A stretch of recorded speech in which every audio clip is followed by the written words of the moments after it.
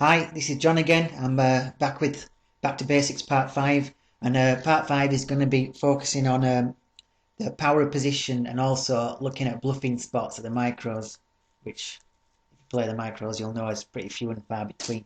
But anyway, yeah, so firstly, we're going to be looking at the power of position.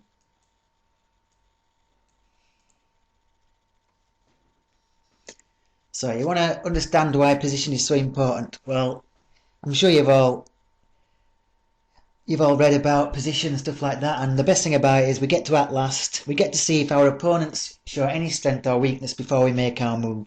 So if our opponent checks to us and we've identified this type of player as a player who rarely check raises, so we can obviously use our uh, Hold'em Manager or Poker Tracker stats to have a quick look and see how often these type of players are check raising or just check folding on the flop. And if we identify him as a player that when he checks, he's usually checking with the intention of folding, we can then use our position to take away a ton of pots from our opponent regardless of our own hand strength, because we can just pretty much fire away as soon as he checks to us. And I've got like a few hand examples as well. This type of thing usually happens when we're obviously in position and we sometimes float, and then maybe on the turn he'll check to us, stuff like that. I've already done a video about continuation betting, I think, so there's no need to have any continuation betting examples. It's just going to be all positional floating type examples that I'm going to be showing later on.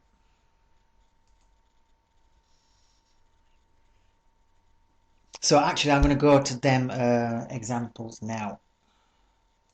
So I'll just get rid of this slide.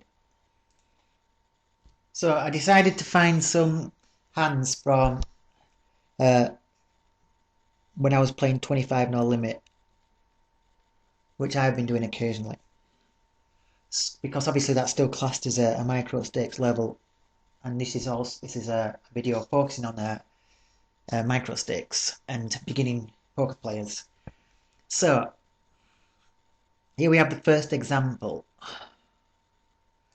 of using position to take away a pot from our opponent. So we have this opponent here called Dorian, and he's actually pretty loose. So this isn't actually the best player type to be doing this against, because he has got a pretty high win to showdown, so it's not the ideal player type at all. And let's have a look at his range for opening from middle position. Cut-off, I mean, he's raising from the cut-off. Most of these examples are me on the button and the villain in the cut-off, because in the cut-off they have a wider range, and that means it's more likely that they missed the flop with a wider range. But anyway, so he's raising first in the cut-off from 48%, but it's only 143 hands, so this is going to be a bit all over the place, but you can probably guess that he's going to be at least raising 25% of his hands, which is too much for middle position.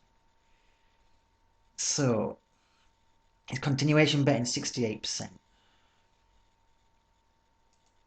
Look, he's still continuation betting the turn quite a lot as well. So this is, like I said, this isn't the best player type to be making this play against.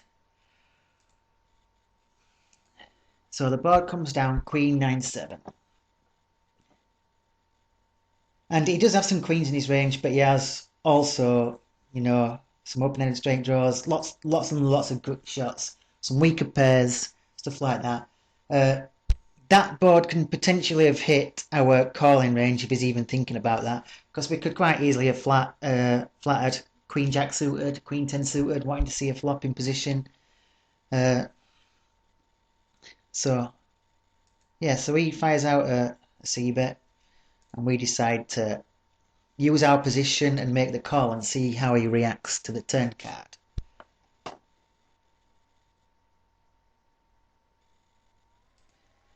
So a really harmless card comes on the turn, which is good because it's a good card obviously for us. If it had been like an ace, oh no, an ace is fine for us because it's our hand. But yeah, like I said, it's a good card for us. And he checks to us, so now we can just have a look at some of his stats for what he